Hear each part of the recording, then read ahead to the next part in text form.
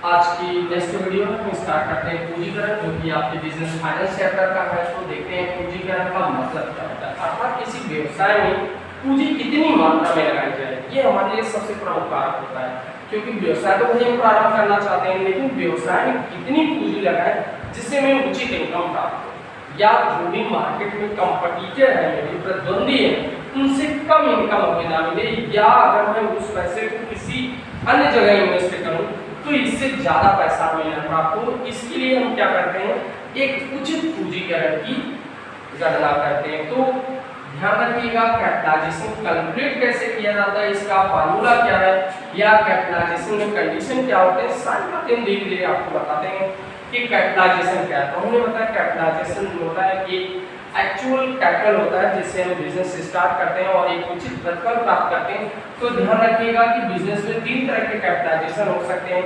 एक आपका हो सकता है ओवर कैपिटलाइजेशन, ध्यान रखें, पहला क्या हो सकता है ओवर कैपिटलाइजेशन, दूसरा आपका हो सकता है अंडर कैपिटलाइजेशन, अंडर कैपिटलाइजेशन, और तीसरे नंबर पे हो सकता है same capitalisation. Same capitalisation, over का मतलब होता है अधिक या अति पूंजीकरण, अंडर का मतलब होता है निम्न पूंजीकरण या न्यून पूंजीकरण, और तीसरे नंबर पे होता है सेम यानी इक्वल, जिसे हम एकदम कुशल पूंजीकरण बोलते हैं। यानी ये सबसे बेहतरीन स्थिति होती है हमारे व्यवसाय की इनकम प्राप्त करने की। तो बारी आ गई कि कैपिटलाइजेशन, ठीक है सर आपने कहा कि कैपिटलाइजेशन तो समझ में आ गया कि पूंजीकरण क्या है, लेकिन हम इसे कैलकुलेट कैसे करते हैं, इसका फार्मूला क्या है हम आपको बताते हैं। कभी भी अगर आपको कैपिटलाइजेशन कैलकुलेट करना हो तो C बराबर I/R/100, ये इसका फार्मूला है। छोटा सा फार्मूला है किसका, कैपिटलाइजेशन का। देखिए नाम तो बहुत बड़ा है कि कैपिटलाइजेशन पूंजीकरण, लेकिन कैपिटलाइजेशन कैलकुलेट करना बहुत आसान है। कैपिटलाइजेशन का फार्मूला है C बराबर I/R/100। तो यहाँ पे अब आपके लिए प्रश्न होगा I क्या है। I का मतलब होता है बेटा इनकम, I का मतलब क्या होता है इनकम, R का मतलब होता है रेट, ध्यान देखिएगा, और C का मतलब होता है कैपिटलाइजेशन। तो C बराबर I/R/100 यानी कैपिटलाइजेशन का फार्मूला। तो ध्यान रहे प्रश्न में कभी भी आपको किसी भी व्यवसाय के कंडीशन को जानना हो या व्यवसाय में कैपिटलाइजेशन निकालना हो तो ध्यान रहे इसके लिए हमें 6 खंड ध्यान में रखने होते हैं। कितने खंड ध्यान में रखने होते हैं, 6 खंड हमें ध्यान में रखने होते हैं। ये 6 खंड है क्या, क्योंकि बिना इन 6 खंडों के हम किसी भी व्यवसाय की सही पूंजीकरण की स्थिति ज्ञात नहीं कर सकते। तो देखते हैं कि 6 कंडीशन क्या है। सबसे पहले आपको निकालना होगा एक्चुअल रेट ऑफ रिटर्न। क्या कैलकुलेट करना होगा, एक्चुअल रेट ऑफ रिटर्न। ये पहले नंबर पे कैलकुलेट करना होगा एक्चुअल रेट ऑफ रिटर्न। दूसरे नंबर पे आपको कैलकुलेट करना होगा करेंट रेट ऑफ रिटर्न, जो कि प्राय प्रश्न में दिया जाता है। अगर प्रश्न में नहीं है तो इसे भी फार्मूला के साथ कैलकुलेट कर लेते हैं।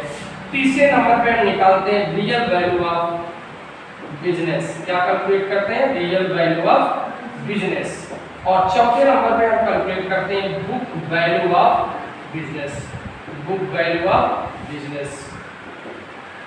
ध्यान से देखिएगा, वीडियो को ध्यान से देखिए, पूरी बात अच्छे से समझ में आ जाएगी, ठीक है। बस आप थोड़ा सा कंसंट्रेट रहिए, वीडियो के साथ बने रहिए। आगे देखते हैं 5वें नंबर पे क्या निकाला जाएगा, रियल वैल्यू पर शेयर, रियल वैल्यू पर share.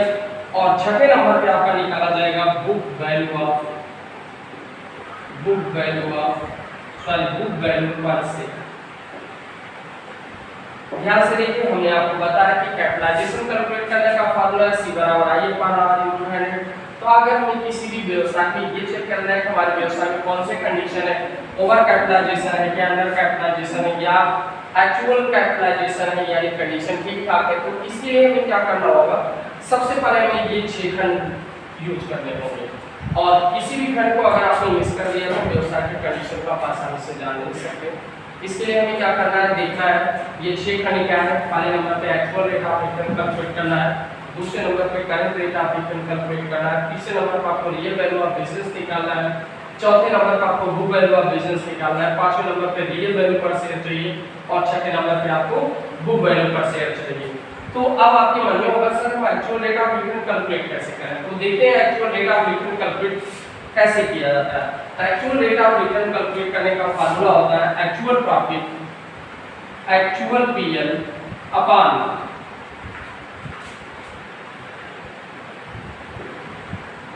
Actual PL upon capital employed. क्या होता है? Capital employed into 100। ध्यान से देखिएगा, actual rate of return calculate करने का formula actual PL upon capital employed into 100। दूसरे नंबर पे आता है करंट रेट ऑफ रिटर्न, जो कि बुक गिवन होगा, आपको इसे निकालने की आवश्यकता नहीं है। क्या होगा? ये बुक गिवन होगा।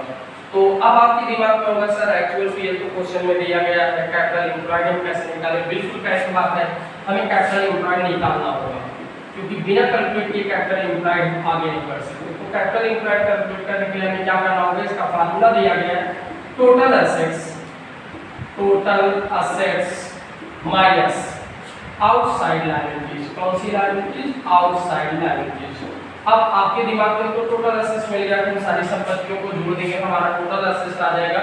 लेकिन हम आउटसाइड लायबिलिटी में क्या रखते हैं? तो ध्यान रखिएगा, शेयर, रिजर्व, सरप्लस, डिवेंचर, किसी भी तरह का लॉन्ग टर्म लोन, इन सब का प्रयोग हम आउटसाइड लायबिलिटीज में नहीं करते हैं।